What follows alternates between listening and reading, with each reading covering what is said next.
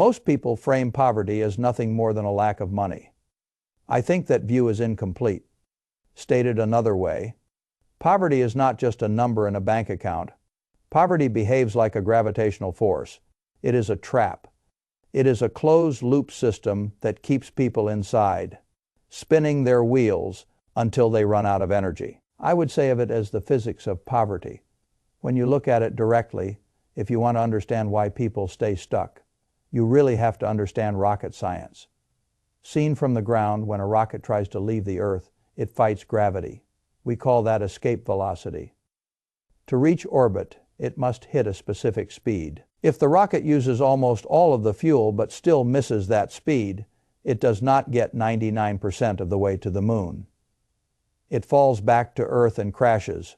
Plainly, that is exactly what happens to a great many working people. Practically speaking, you work hard. In that light, you save a little money. From there, you try to climb out of the hole. In real life, you get halfway up the wall. From my perspective, then something happens. In daily life, the car breaks down. In concrete terms, you get sick. Look at it honestly, the rent goes up.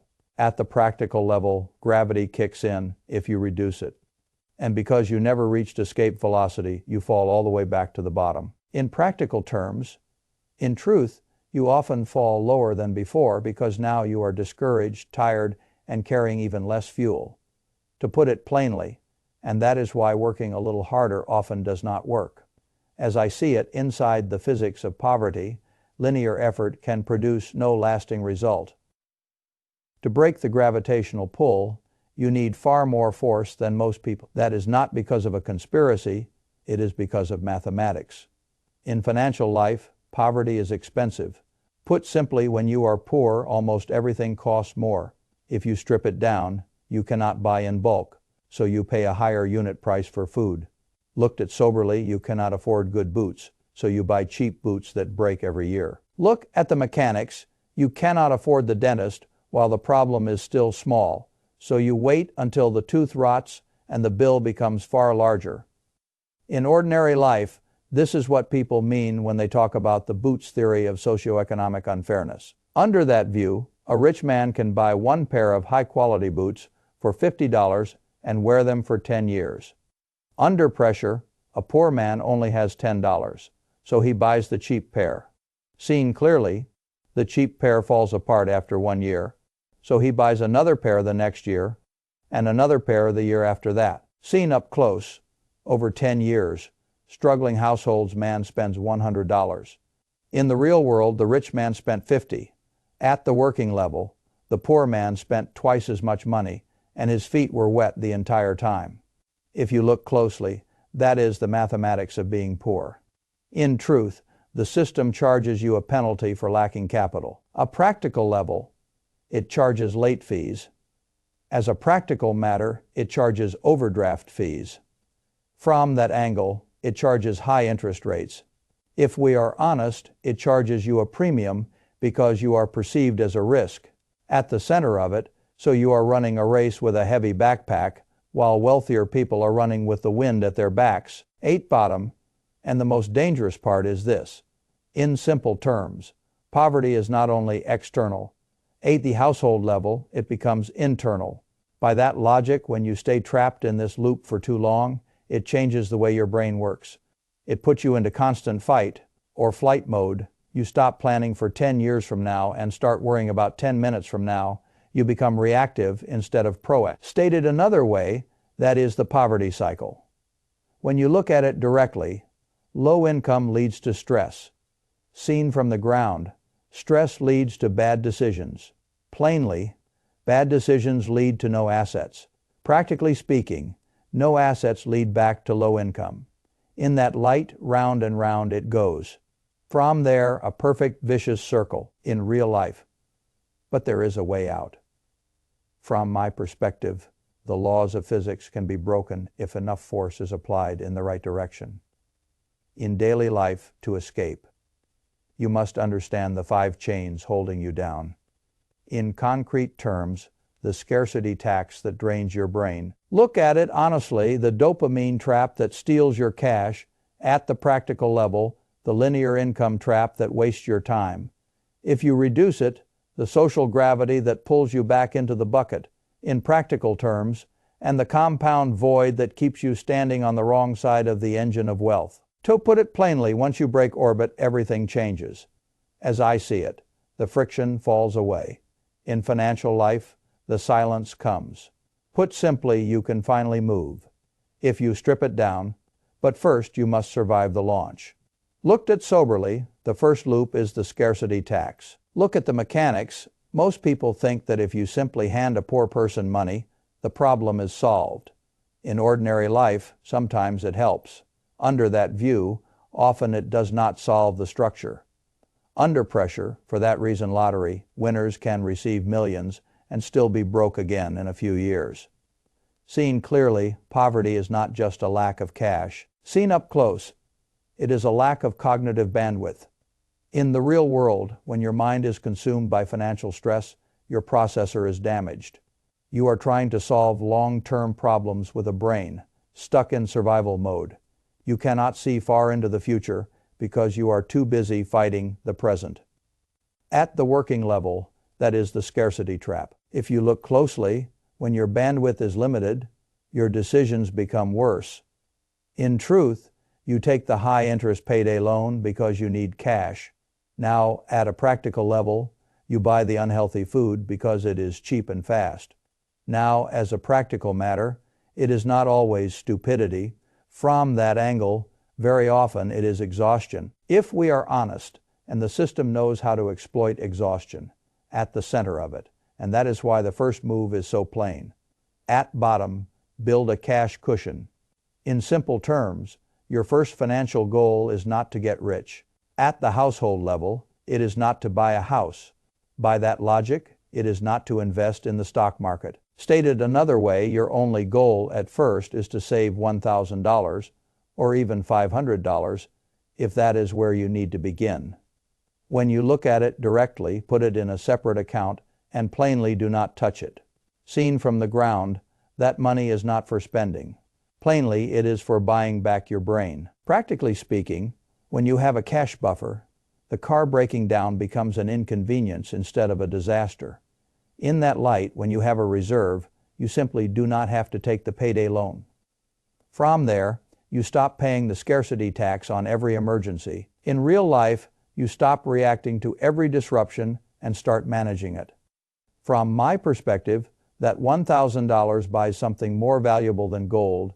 In daily life, it buys cognitive bandwidth. In concrete terms, it gives you back sleep. Look at it honestly. It lets you look up from the ground and finally see the horizon. 8. The practical level. Most people try to jump straight to investing. If you reduce it, that is a mistake. In practical terms, they are trying to build a skyscraper on a swamp. To put it plainly, you have to drain the swamp first. As I see it, you have to build the cash cushion first. In financial life, you have to buy the boots that last 10 years first. Put simply, yes, it requires sacrifice. If you strip it down, yes, it requires pain for a few months. Looked at soberly, you may have to live like a monk for a while. Look at the mechanics, but you are doing it for a reason. In ordinary life, you are buying your breathing room from the scarcity tax under that view. The second loop is the dopamine trap. Under pressure, this is the emotional one. Seen clearly, people say, if you are poor, why do you have the newest phone? Why do you buy expensive sneakers? Why do you eat out when you have groceries at home? Seen up close, it is easy to judge from the outside. In the real world, it is harder to understand the biology. At the working level, when you are trapped in the poverty cycle, life hurts. Your stress is constantly high. You feel small. You feel invisible. Your brain is screaming for relief. It is screaming for a win, if you look closely. So when you walk into a store and buy the new pair of shoes or the branded handbag, your brain releases dopamine. For a few minutes, the pain goes away. For a few minutes, you feel successful. For a few minutes, you feel like you matter. In truth, that is not ordinary spending. At a practical level, that is self-medication. As a practical matter, you are using consumption as an anesthetic to numb the pain of your reality. from that angle. But that is the trap. If we are honest, the relief is temporary. At the center of it, the debt is not. At bottom, the dopamine fades in 20 minutes. In simple terms, the credit card bill can last for years. At the household level, that is one of the fundamental differences between how the poor and the rich often use money. By that logic, the poor often see money as a way to buy relief or pleasure.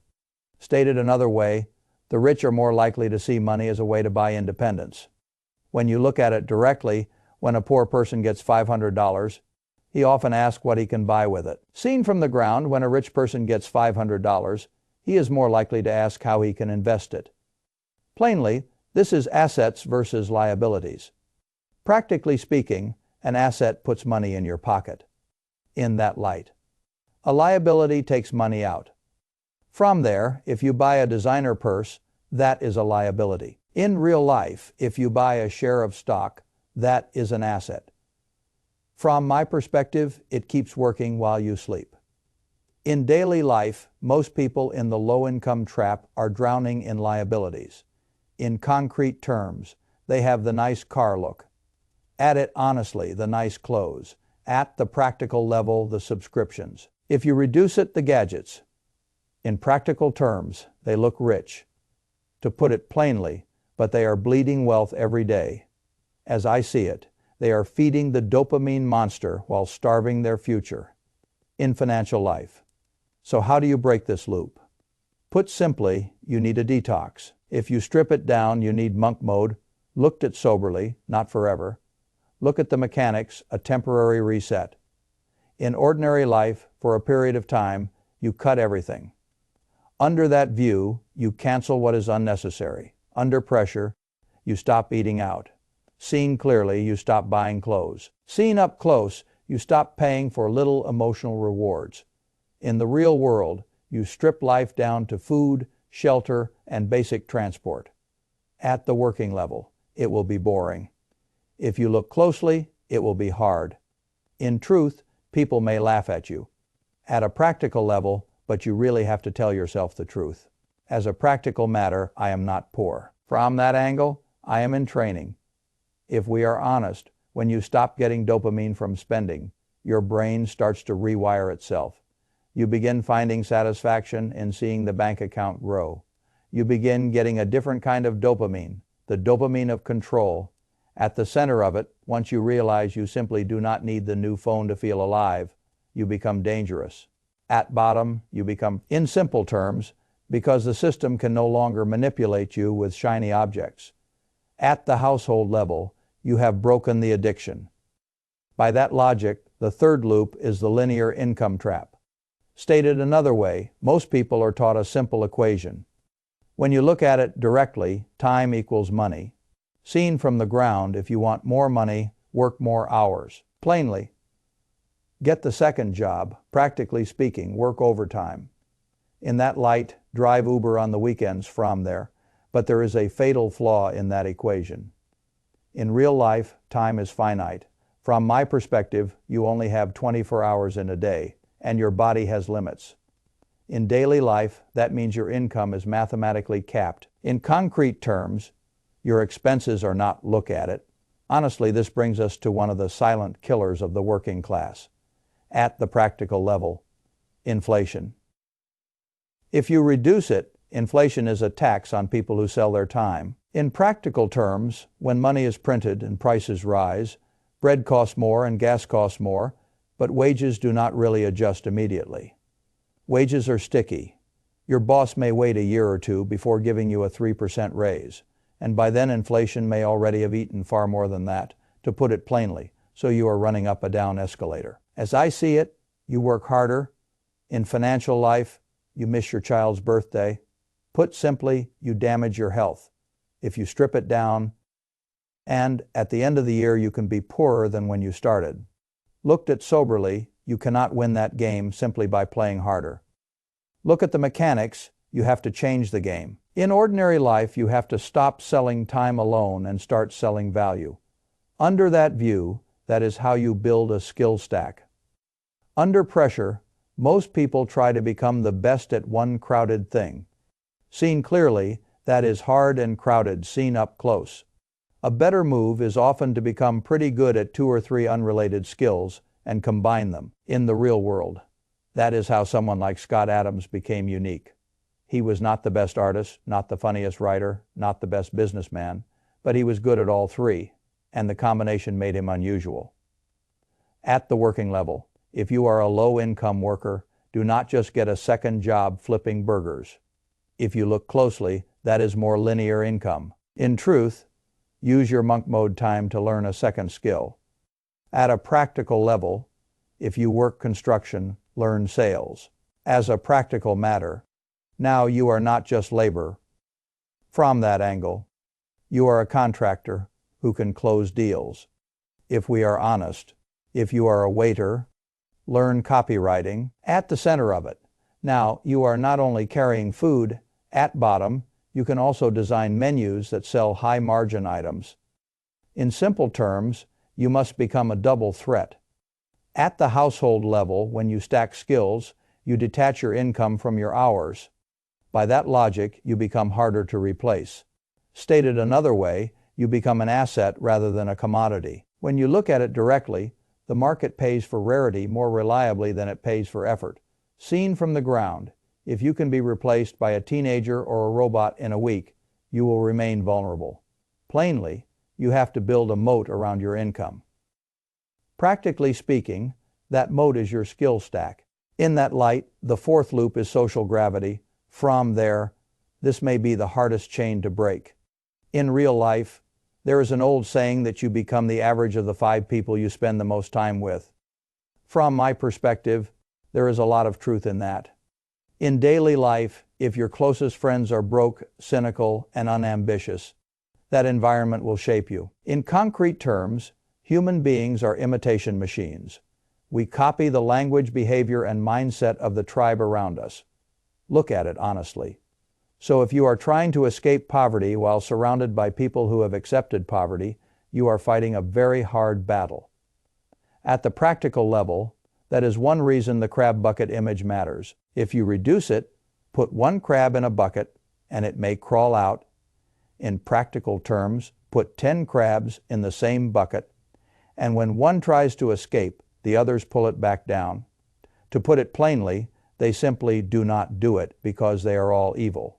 As I see it, they do it because your success makes them feel unsafe. In financial life, your escape highlights their imprisonment. Put simply, when you start monk mode, when you start saving money, when you start learning new skills, your old friends may not applaud. If you strip it down, they may attack. Looked at soberly, they may tell you to relax. Look at the mechanics. They may say you think you are better than them. In ordinary life, they may say the game is rigged, so why bother? Under that view, that is the sound of social gravity. Under pressure, that is the bucket trying to keep you inside. Seen clearly, so you must protect your mind. Seen up close. I am not saying you really have to be cruel to the people you love. In the real world, I am saying you cannot let poisonous inputs occupy your whole day. At the working level, you need a better tribe if you look closely. And because you live in the age of the internet, that tribe does not have to live next door. In truth, you can spend your time with better minds through books, interviews, biographies, and lectures. At a practical level, you can read Munger. As a practical matter, you can read Einstein. From that angle, you can read the greatest builders in history. If we are honest, when you do that, you are downloading a new operating system into your brain. At the center of it, you are choosing better standards. At bottom, you are choosing better mirror neurons. In simple terms, a new mental neighborhood often comes before a new physical neighborhood. At the household level, the 5th loop is the compound void. By that logic, this is the engine of wealth. Stated another way, if you are trapped in the poverty cycle, you are probably standing on the wrong side of this equation. When you look at it directly, you are paying compound interest. Seen from the ground, you have credit card debt at 20%. Plainly, you have car loans. Practically speaking, you have student loans. In that light, the math is working against you. From there, every day you wake up, you are poorer than the night before. even if you did not spend a dime. In real life, you are paddling upstream, and the current is stronger than your arms. From my perspective, the wealthy are on the other side. In daily life, they earn compound interest. In concrete terms, they own the S&P 500, look at it honestly. They own real estate. At the practical level, they own businesses. If you reduce it, every day they wake up richer than the night before, even if they slept all day, in practical terms. That is the snowball effect. To put it plainly, if you want to escape low income, you must stop being the person who pays interest and start becoming the person who earns it. As I see it, you must cross the line in financial life. How do you do that? Put simply, you follow 3 stages of escape. If you strip it down, stage 1 is survival, looked at soberly. This is where you stop the bleeding. Look at the mechanics. You cut expenses to the bone. In ordinary life, you use your monk mode savings to pay off high-interest debt. Under that view, you kill the vampire that is sucking your blood. Under pressure, stage 2 is accumulation. Seen clearly, this is where you start buying assets. Seen up close, not a house you cannot afford. In the real world, not a car you cannot sustain. At the working level, I mean productive assets. If you look closely, take $10 a day, just $10, and put it into a low-cost index fund. In truth, ignore the noise. At a practical level, ignore the flashy trends. As a practical matter, buy a piece of the economy and let it grow. From that angle, you are building your own snowball. If we are honest, it will look small at first. At the center of it, it will even look pathetic. At bottom, you must trust the math. In simple terms, stage 3 is breathing room. At the household level, this is the moment when your assets generate enough cash flow or support to cover your basic survival needs. By that logic, this is escape velocity. Stated another way, this is the moment you break the gravitational pull. When you look at it directly, this is the moment you no longer have to sell your time just to stay alive. Seen from the ground, this is when you finally have options. Plainly, this is when you have dignity. Practically speaking, if I review the whole poverty cycle, I see the same 5 chains. In that light, the scarcity tax from there, the dopamine trap. In real life, the linear income trap. From my perspective, the social gravity. In daily life, the compound void. In concrete terms, these are the chains that bind people. Look at it honestly. But remember this, at the practical level, chains may be made of metal. If you reduce it, the strongest ones are forged in the mind. In practical terms, the door to the cage is not locked forever. To put it plainly, the system wants you to stay inside. As I see it, your friends may want you to stay inside. In financial life, your own fear certainly wants you to stay inside. Put simply, but the physics can still work in your favor. If you strip it down, you have the map. Looked at soberly, you only need the courage to walk out. Look at the mechanics. This is why the trap feels so demoralizing.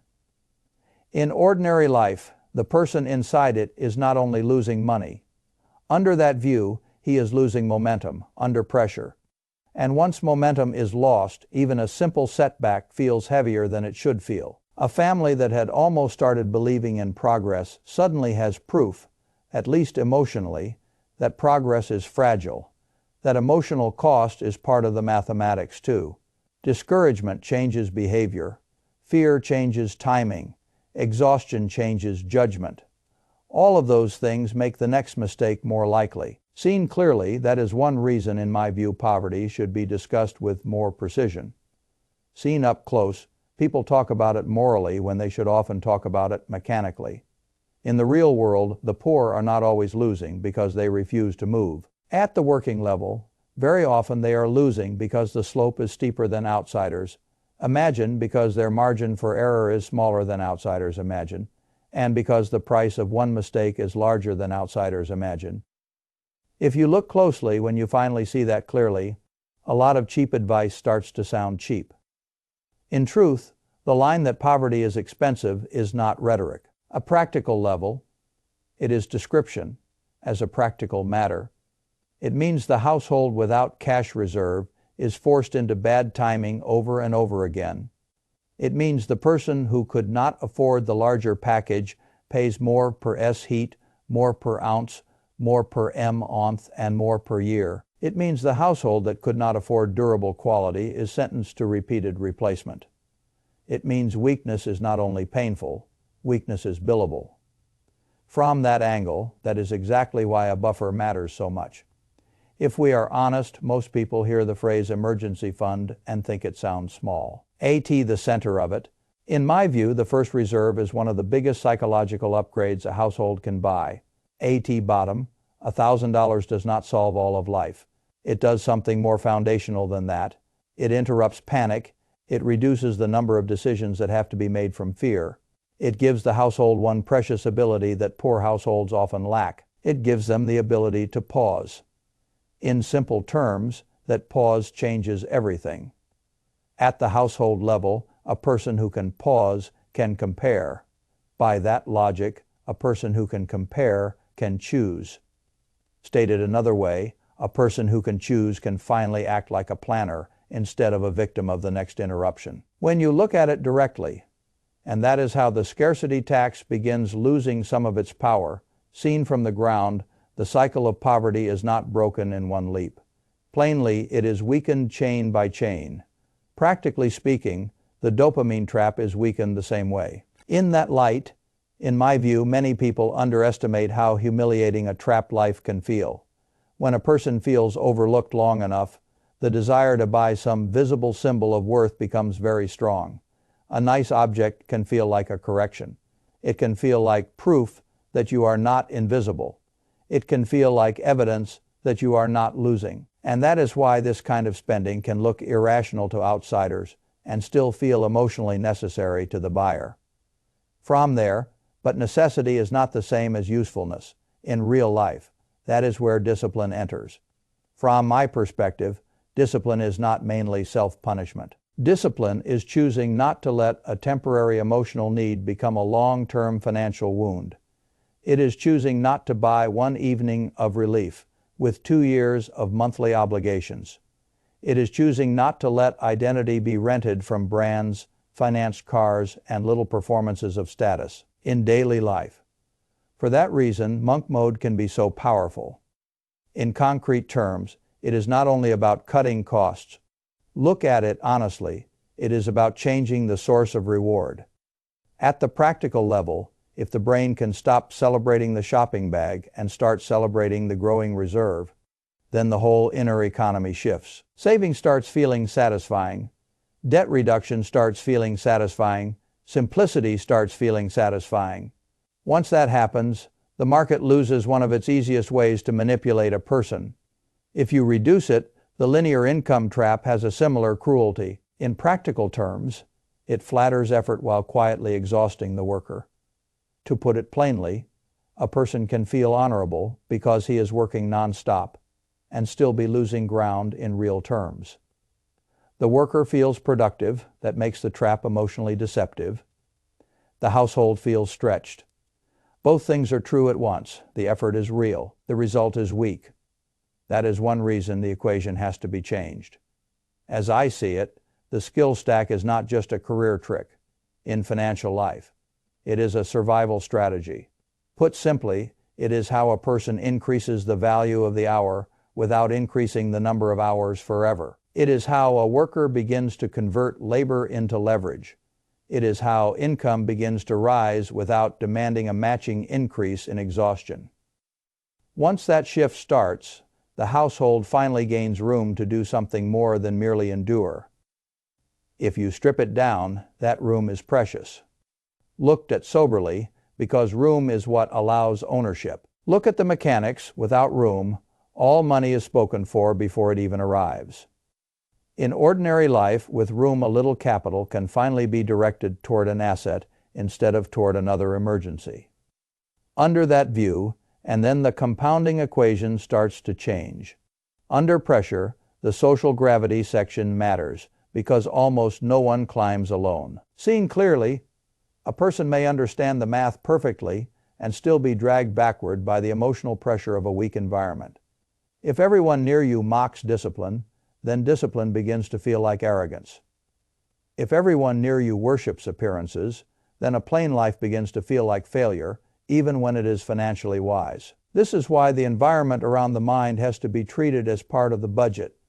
Bad inputs create bad decisions, just as surely as high-interest debt does. Seen up close, a better tribe does not always arrive immediately in physical form. In the real world, sometimes it begins as a reading habit. At the working level, sometimes it begins as a voice in an interview, if you look closely. Sometimes it begins as a biography that gives a person a more mature standard than the one available in the room around him. In truth, that may sound abstract. At a practical level, it is not abstract. As a practical matter, inputs become thoughts. From that angle, thoughts become standards. If we are honest, standards become behavior. At the center of it, behavior becomes outcomes. At bottom, this is why better ideas are not a luxury purchase. They are part of the escape plan. In simple terms, then finally the household reaches the compound void. At the household level, this is where everything either starts helping or keeps hurting. A family that keeps paying 20% interest is not simply servicing, it is feeding a machine that gets stronger while the family sleeps. A family that begins even the smallest habit of buying cash, producing assets, is not merely investing. It is beginning to move to the better side of a machine that also gets stronger while the family sleeps. By that logic, for that reason, stage 1 matters. Stated another way, and that is why stage 2 matters. When you look at it directly, this is why stage 3 matters. Seen from the ground, people want breathing room first because breathing room is the most attractive word plainly. But freedom rests on survival and accumulation the way a roof rests on walls. If the walls are not there, the roof is fantasy. Survival means the household stops leaking. Accumulation means the household finally starts owning.